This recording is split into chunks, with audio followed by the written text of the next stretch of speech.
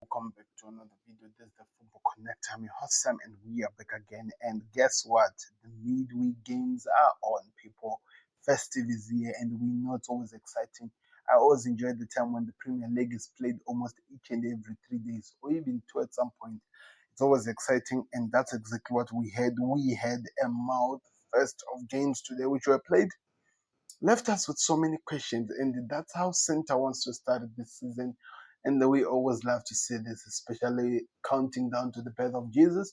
It's an exciting time to be here right now. So let me hear your thoughts in the comment section. What did you think of today's performance?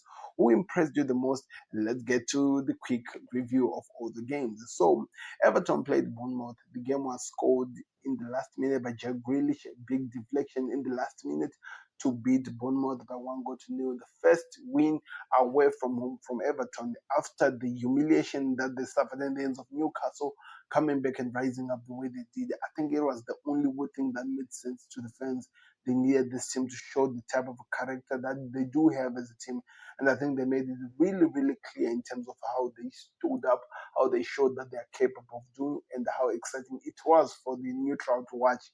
On another hand, there was a goal feast in London because Manchester City scored goals, but also the team that they were playing with, Fulham, also scored goals. So Manchester City, Haaland scored the first goal in the 18 minutes, Reinders in the 37 minutes, then Foden on the 44 and 48 minutes, then lastly a Berger on goal, which was in the 54 minutes. Then Fulham worked up and they did some amazing stuff. Was Smith Rowe scored in the 45.2 minutes, then Iwobi in the 57, then Chukwueze scored in the 72 and 78. That's how serious this game was. It was really demanding so many goal scoring opportunities, so many things that were testing, but it was exciting to watch. Then, of course, the last but not least, Newcastle versus Tottenham Hotspur. It finished 0-0 in a game which I think the manager will ask more himself questions. How did we drop points? How did we fail off when we were running away with it? When at some point it felt like we were going to win. And that's exactly where Newcastle were at. So in terms of 2-2, when you think about it, Romero scoring two goals, both of them set pieces in terms of corner kicks. Then as well, Gomez coming from the bench, scoring the 71 minute. Then Gordon scoring the penalty kick in the last minute to give an amazing performance. That's what Newcastle Spurs were like. Click the like button. Let's get into the games. So, of course, we're starting with a bigger one. Newcastle versus Tottenham Spurs. It was the later game. It had some amazing things. It gave so many vibes that we're going to be holding on for some time in terms of how the performance of the game went on, like, and what we saw from the game. Because one thing that was exciting, I think we noticed that there is still a fighting spirit in this Tottenham Hotspurs. I think all Tottenham Hotspurs fans were looking for a sense of belief, something to hold on to and believe that their team still has something to prove, something that they can actually believe that will take them very far, and maybe they can actually celebrate upon. And I think that's exactly what they were given in today's game. Because looking at how the game went on, like looking at how the situation of the game was like, it felt like Newcastle were going to run away with it.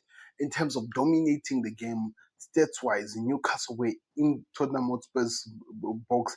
If you look at it, Newcastle dominated the ball position. They had an expected goal of 1.96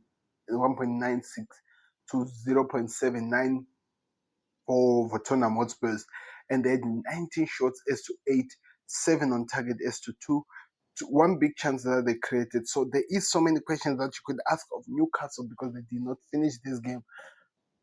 They were everywhere. Every signs of this game felt like Newcastle were actually going to win this game. Yet I'm coming up here and I'm telling you that they didn't. I'm coming up here and I'm telling you that they did not do enough. Because if they'd done enough, this was going to be a big red tick at their ground coming back from that Everton defeat, amazing performance, destroying Everton. You would expect that Newcastle continue with that performance and keep going forward. But it was different because they failed to win, and that's where the questions will rise. Exactly, where can they go? Because they just look like sometimes they can be a shadow of themselves, and maybe sometimes they lose it. It's a confusion. As of Tottenham Hotspurs on the other side, I felt like today was very, very pivotal and important. I'm talking, the importance is coming from the fact that they needed to get something.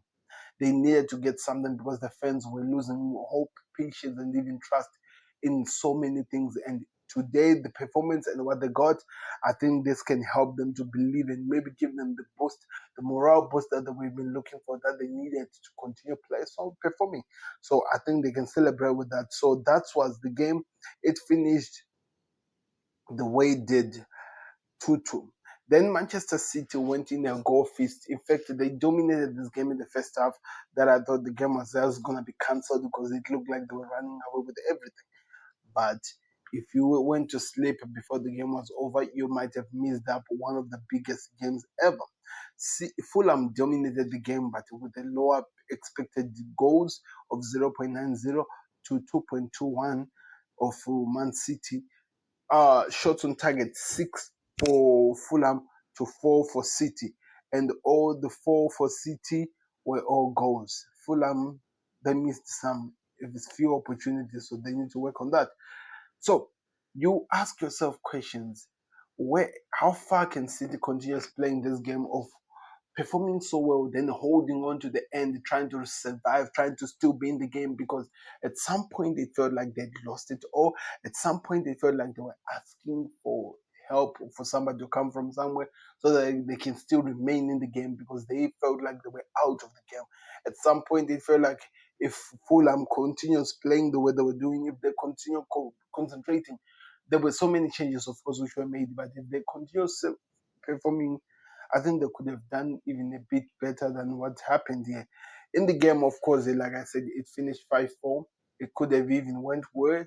Man City defensively, they were a bit exposed today, and they were really exposed.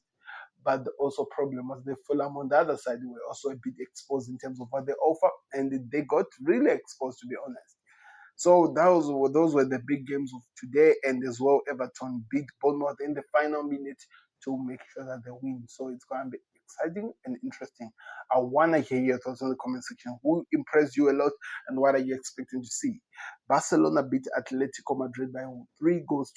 One of the best performance from so many players. Lewandowski, even though he missed the penalty, Lamine Yamal as well as Rafinha did step up today, showed some amazing performance, and it was really amazing to watch.